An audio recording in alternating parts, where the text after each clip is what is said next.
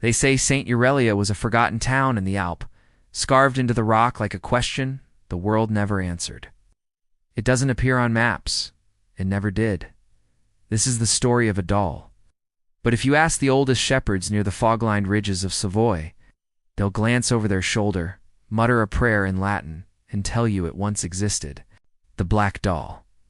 She was not made in a toy shop, nor carved by loving hands.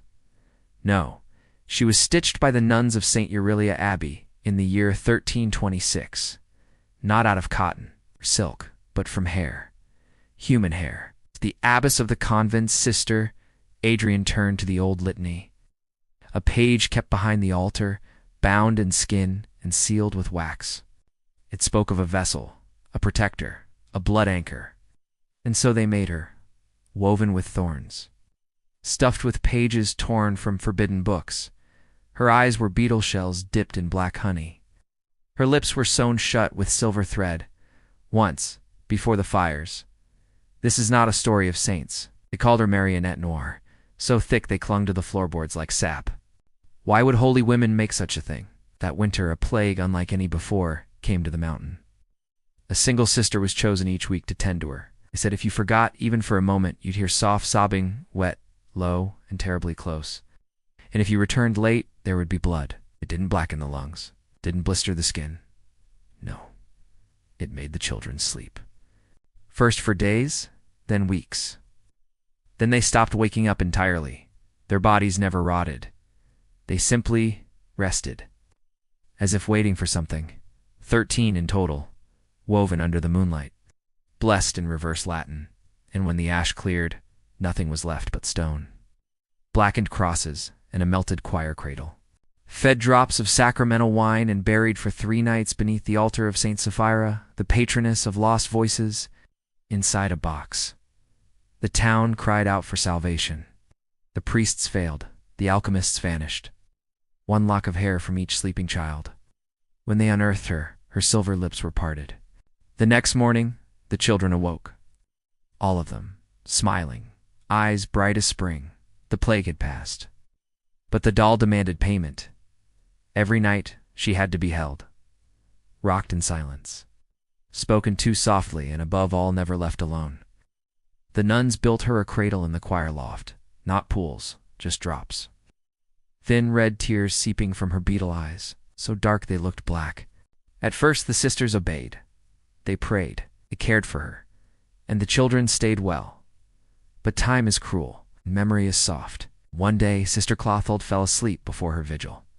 The wailing began at midnight. The abbey shook, and in the morning Clothold was gone.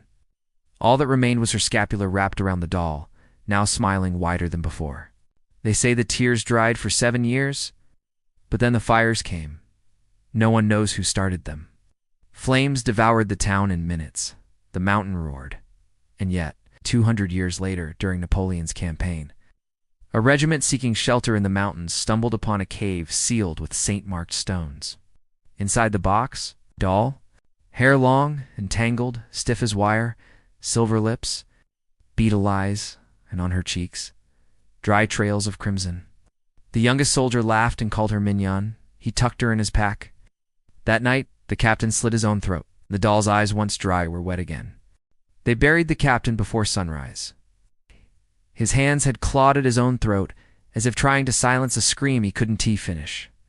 Some whispered that he had been cursed long before entering the mountains. Others, those with more sense, blamed the cold, the fear, the madness of thin air. But the youngest soldier, Etienne, remembered what he saw. Walked down to the ravine, arms shaking, heart pounding. When he reached inside his pack, she was gone. In her place, a single black hair coiled like a serpent. It started with dreams-fevered visions of children buried in walls, mouths stuffed with hair, of nuns burning books while laughing with sewn lips. Then came the bleeding, nosebleeds that wouldn't stop, eyes that wept red. One soldier tried to drown himself in a snowbank. How the doll had been dry, then damp. How its beetle eyes caught the moonlight like something ... alive. He tried to throw her away that night. He found her again the next morning, sitting upright in his tent, cradled in his spare tunic, as if nothing had happened. Etienne said nothing. No one would believe him. The days dragged on. The soldiers began to change. And always, the doll was nearby. One night, Etienne saw her move. He locked her in a glass case in his study. Guests said she made them uncomfortable. Children refused to enter the room.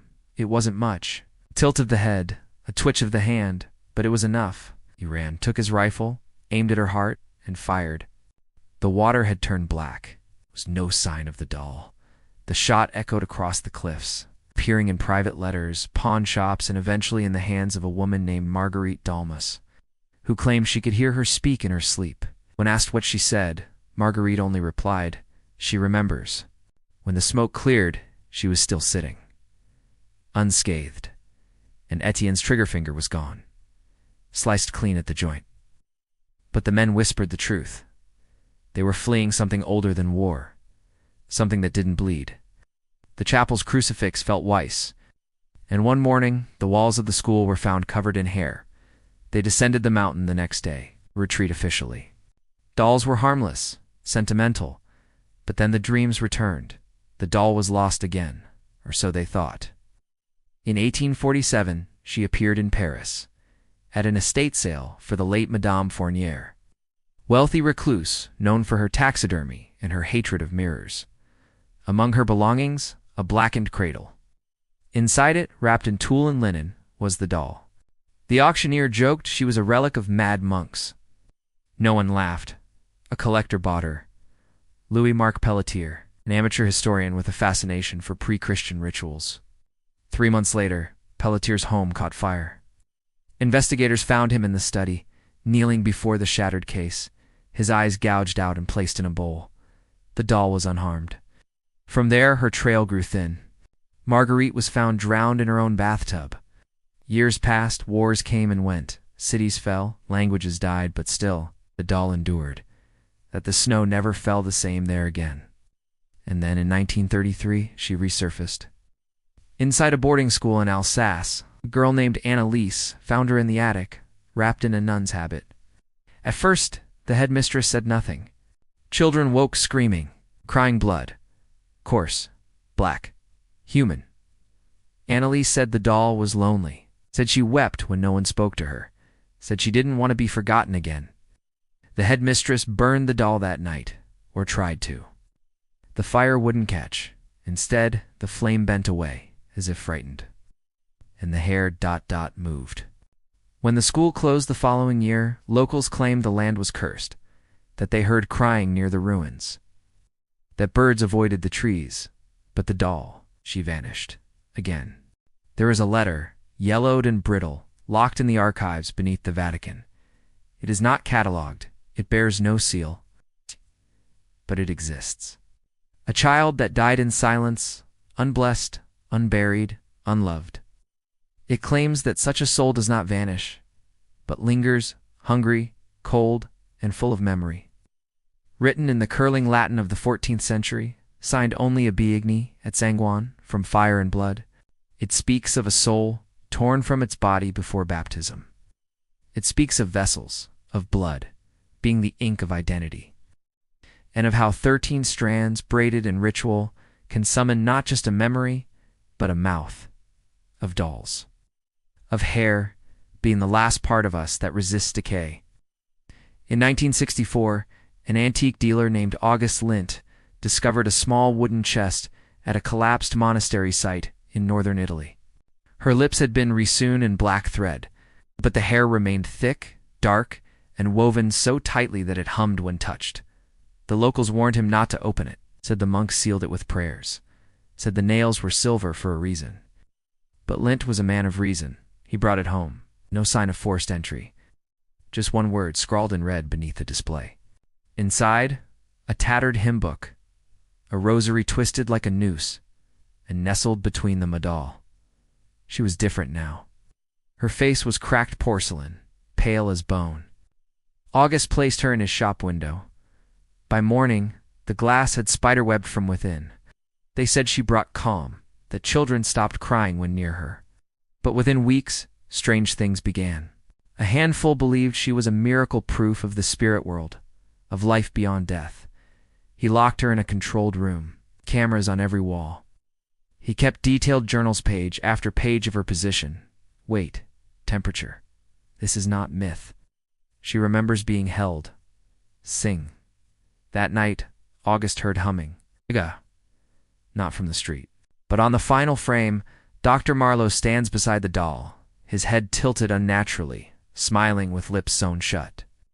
From beneath his floorboards, he left the doll outside the next morning, left her on the steps of St. Michel's orphanage, and never returned.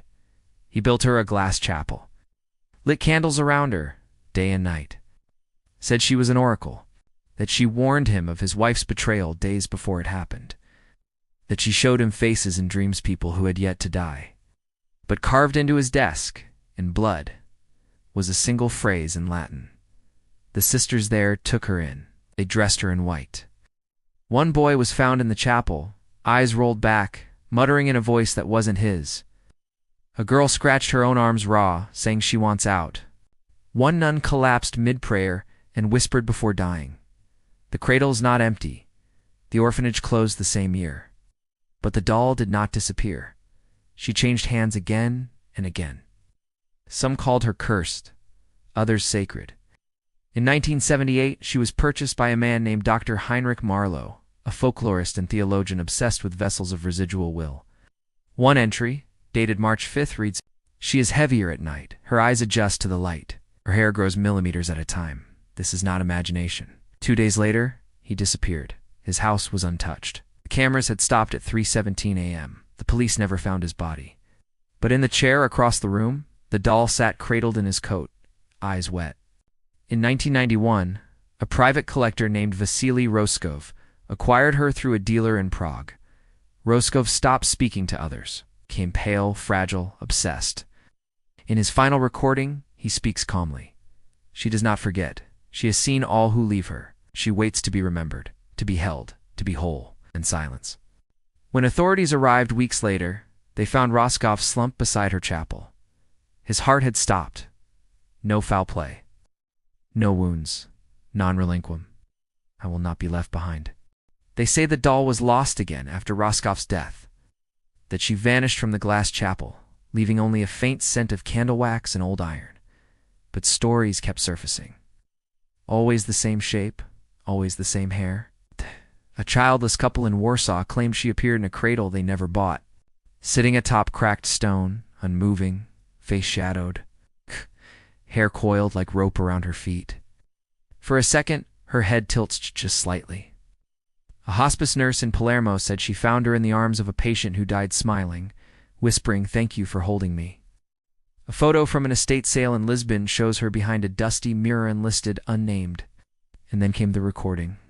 In the background, barely audible, was a low, rhythmic sound. A child's lullaby sung backward. In 2009, a French paranormal investigator named Lucien Reynaud uploaded a video titled L'Enfant de Cendres, the Child of Ash. It was taken in a decrepit monastery near Grenoble, sealed since the Revolution. Lucien claimed it was the site of a forgotten convent, Saint Urelia. The footage is grainy. The walls are soot black. But at 11 minutes, the camera pans across a ruined altar. And there she is. The video ends abruptly. Lucien was never heard from again. Reddit exploded. Forums debated endlessly. Was it real? A hoax? A brilliant piece of analog horror? But those who watched carefully noticed something else. That every time we speak of her, remember her, watch her, we are feeding her. Translated.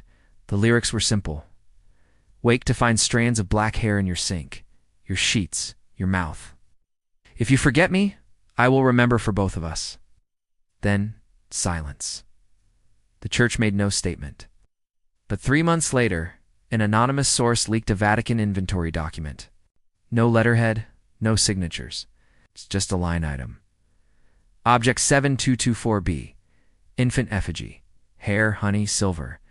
Unresponsive since last containment breach. Status requiescat. No further context. There are many who believe the doll is still out there, that she cannot be destroyed because she is not just a thing but a memory stitched into bone and breath. They say she feeds on neglect, on absence, on the ache of abandonment, and they say if she chooses you, you'll know. You'll feel a weight beside you in bed, though no one's there. I'm here humming from behind walls that should be silent. And worst of all, you might start to feel guilty for not picking her up, for not cradling her, for not singing to her when she wept, 'cause she always weeps. Even now, somewhere. And if you're quiet tonight, just before sleep, listen closely. That soft rustling behind your curtain. That's not the wind. That's the sound of hair, moving, looking for you, waiting for you to remember her, to hold her, to whisper just once that she's not alone anymore. But if you don't, if you forget, she will cry. Her tears will be red.